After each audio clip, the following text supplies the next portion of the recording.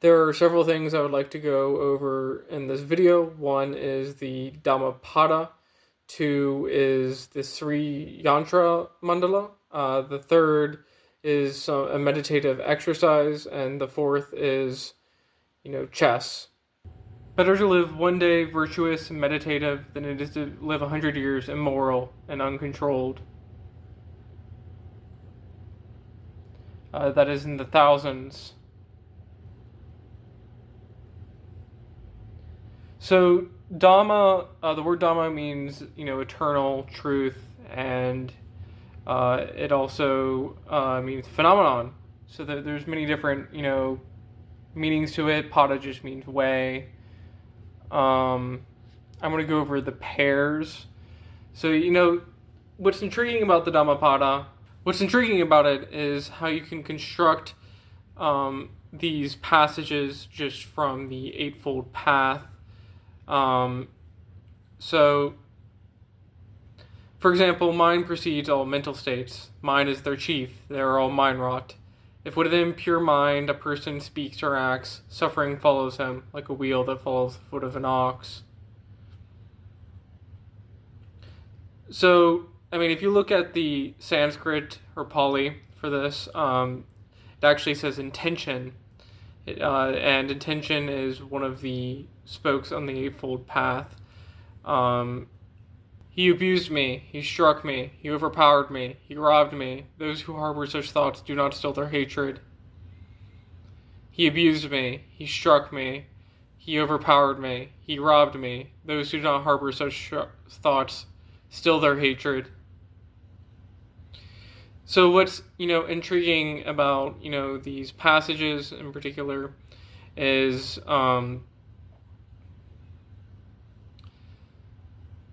if you look at the bidirectional Vajra and how yin and yang, the first thing that's intriguing about it is that Silas, Pana, and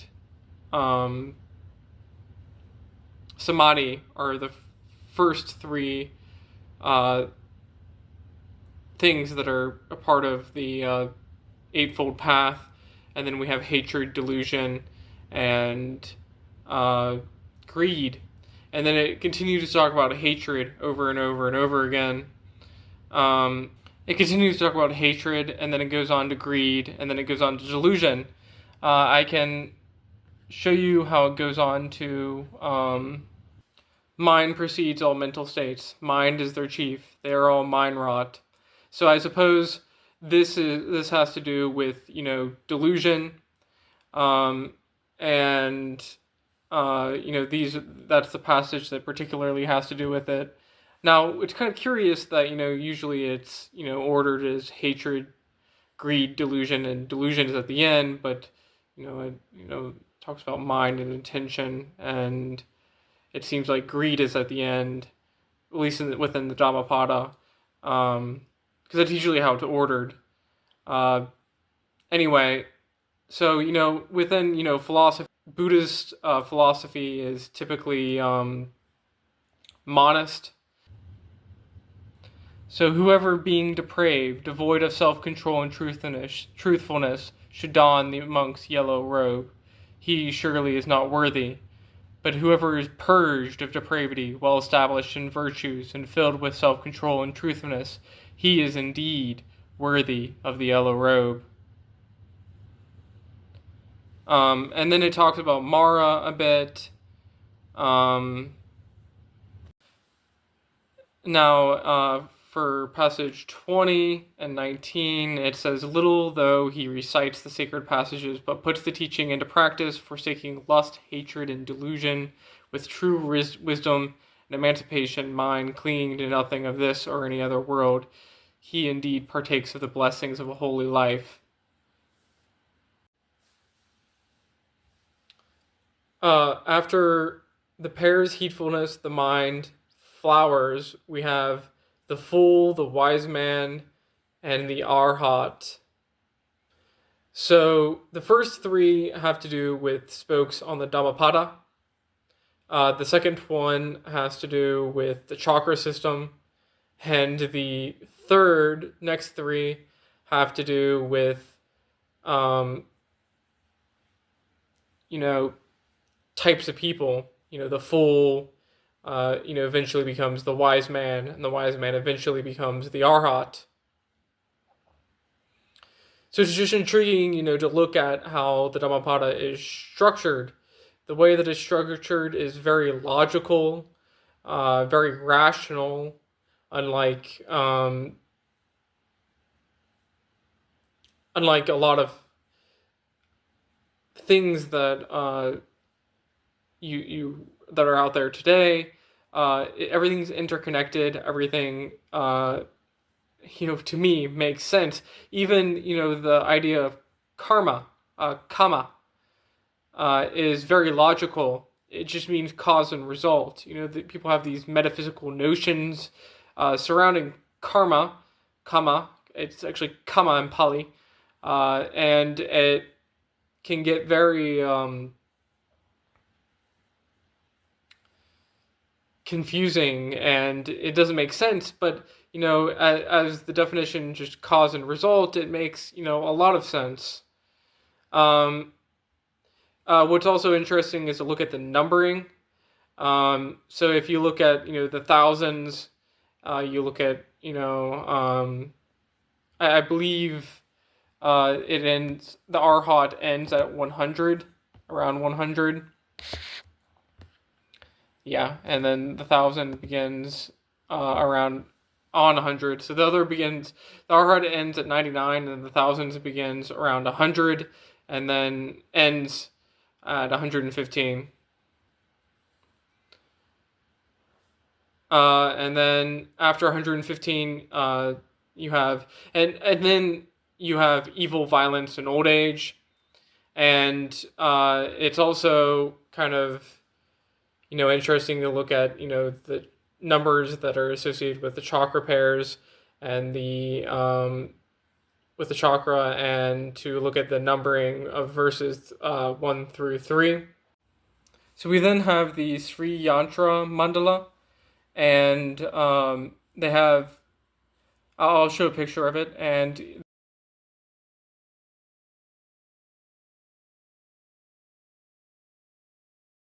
they have things on the outside like Kita, Rasa, Rupa, Kama, and Bija. So Bija is the seed, or they're the atoms of the image. So this is, and then we have memory, we have nama, and these things construct the image.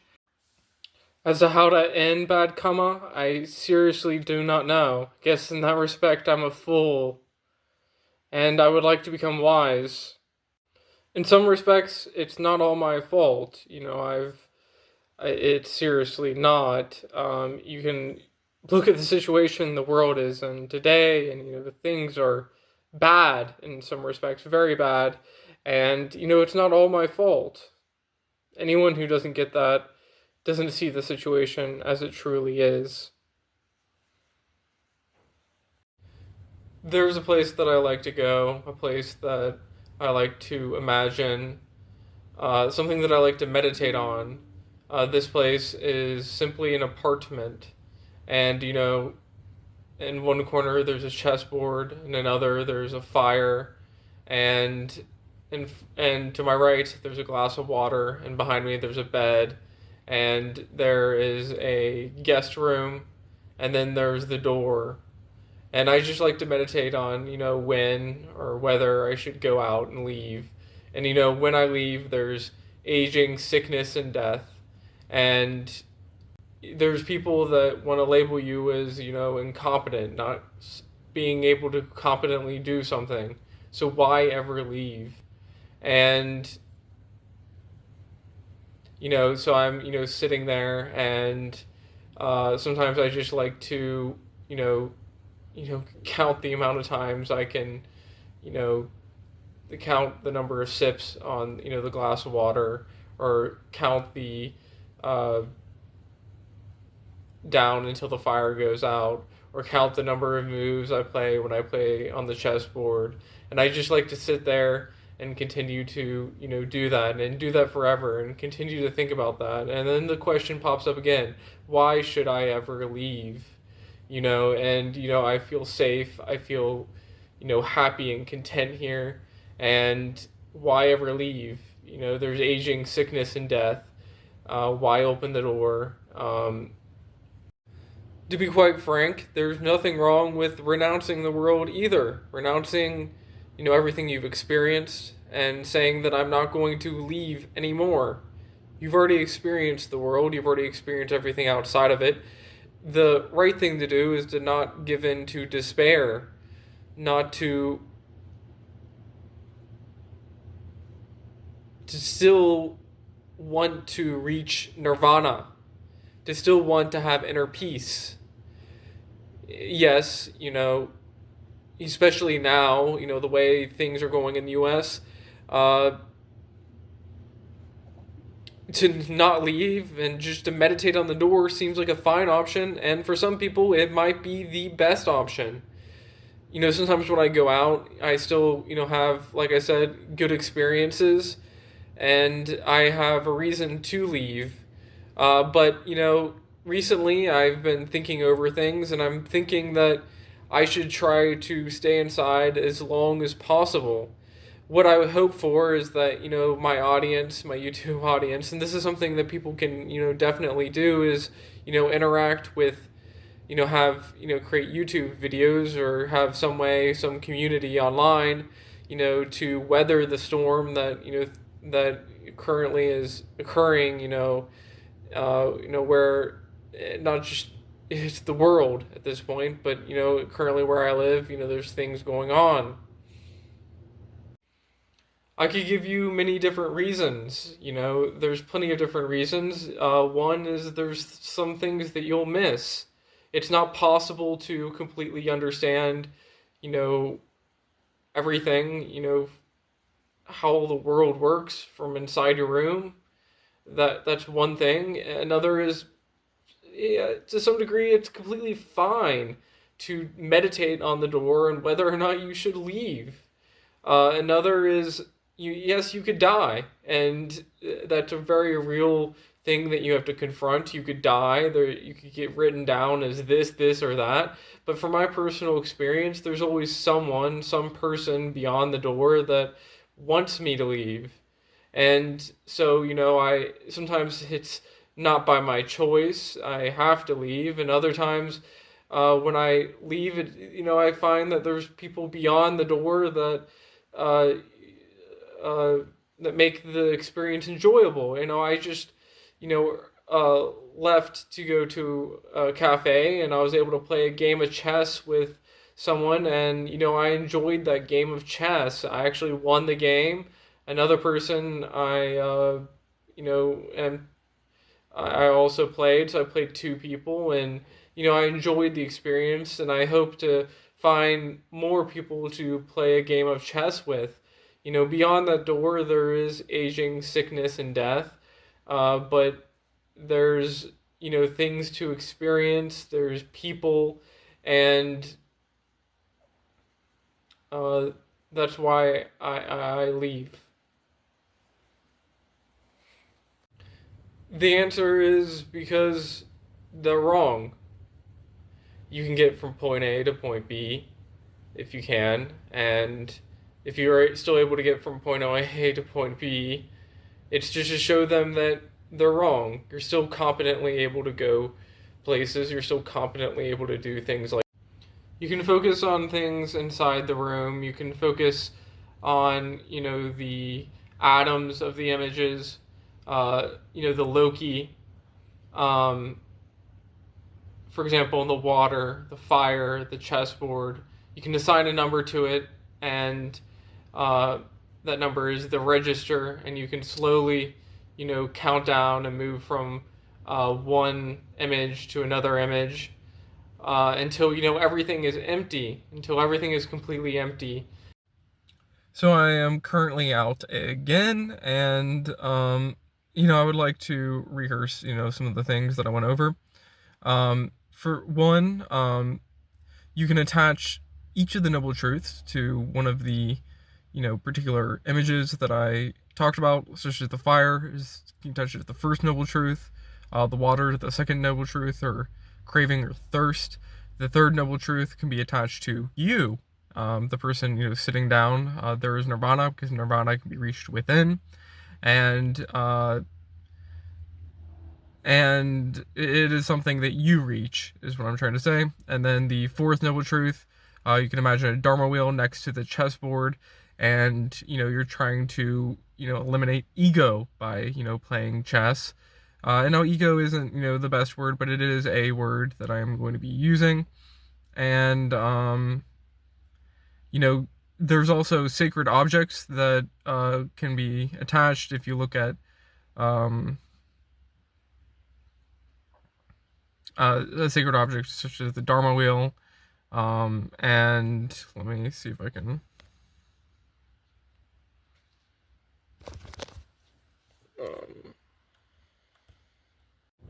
There's two different kinds of vajras. There's one that's bi-directional and another that has four endpoints that looks like a cross.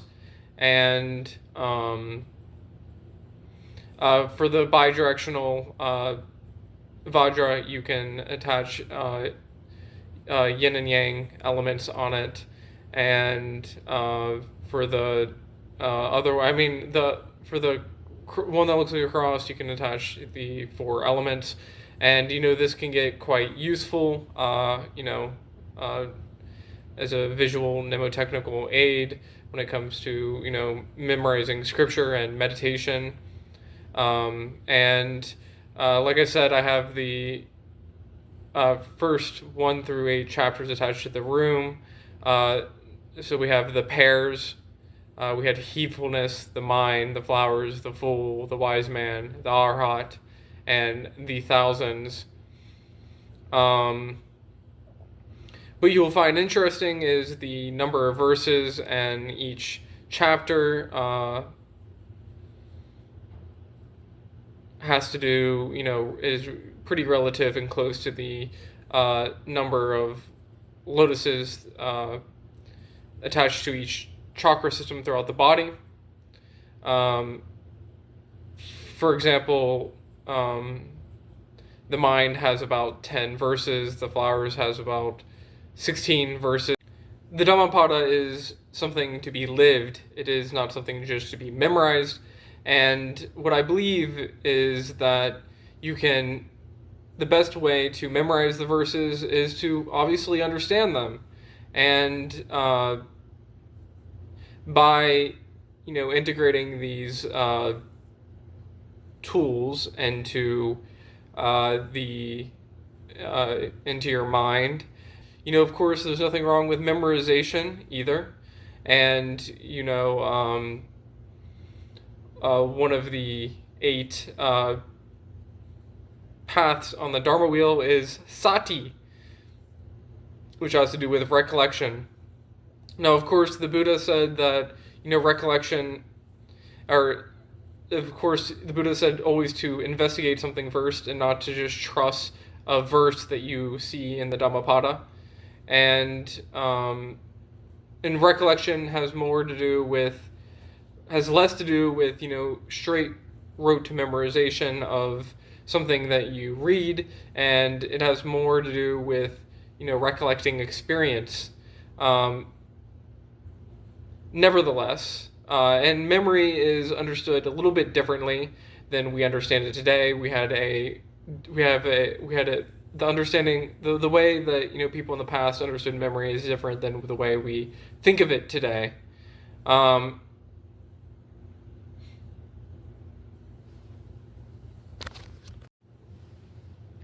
In this respect, instead of making journeys outside of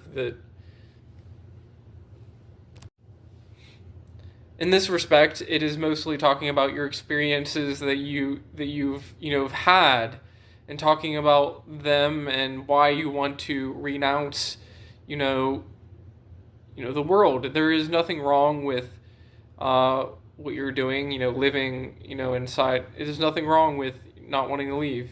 There isn't. The question is primarily attitude. You need to have the correct attitude. I'm hoping that, speaking my mind might help some people. I seriously do not know. I'm going to go ahead and show you a game of chess that I played. Really, in the game that I'm trying to look for is, I kind of changed my style up, the way that I play, and I'm just curious, uh, what people think. So I can begin by playing c4, which is the English opening. Someone replies with c5, and we have f3, c6. Typically, I play very tactically, and I play openings that, encourage tactical type play. Um,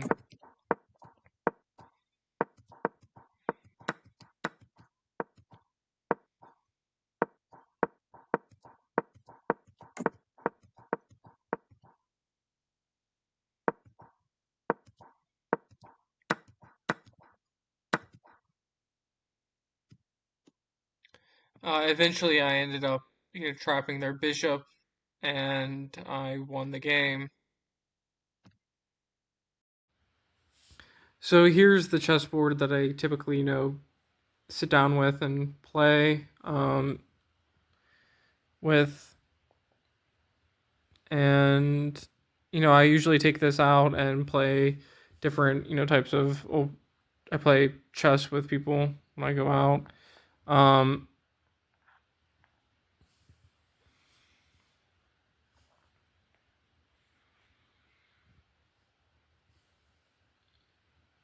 what I have been enjoying recently is, like I said, playing hyper modern openings, um, kind of like this, and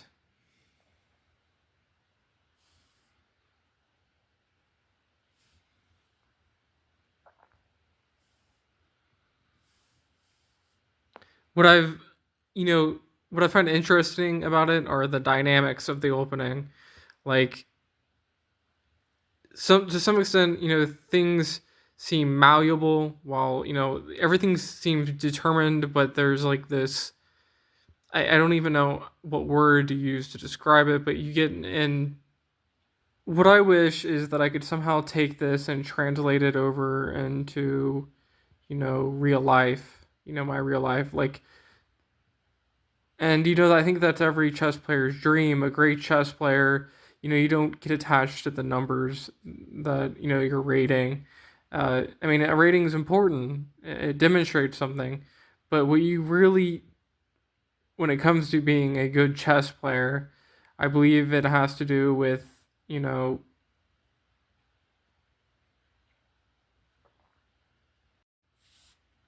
especially with AI, with AI out, it's like, what is the point of playing chess? And there's still a point. There's still a point. And chess was a game, it's for people with a noble pursuit. And I believe in some ways playing a game of chess, can be used to, resolve, like internal narratives, internal drama. And the one thing that I've been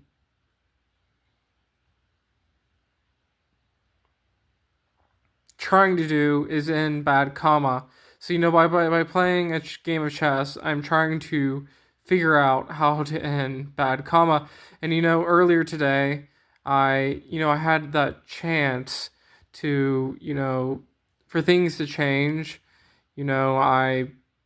But for whatever reason, I wasn't able to, I had an advantage. I was, up, you know, and I was doing good, and for whatever reason, my things just plummeted, and this is representative of things that seemingly happen in my life. I never am grateful for the good things that sometimes come into it and just lay in my lap, and I'm never able to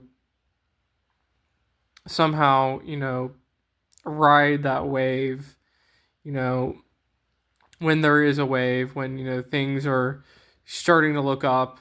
It's like there is someone or something or that just doesn't want, for me to succeed. And, that's, of course, placing blame, and it's not, asking, what I can do in my life. And in some respects, it's just, it's difficult because there are a lot of people that hate me, and I don't blame them. There's a lot of hatred, being spread, throughout the world currently, and I feel like I'm not, being given, the love that, I deserve. And everyone deserves love, at least as a human being. Everyone deserves love as a human being. And you know we're in an age where, things are, there's a lot of turmoil, and I think that the best thing we can do is we can,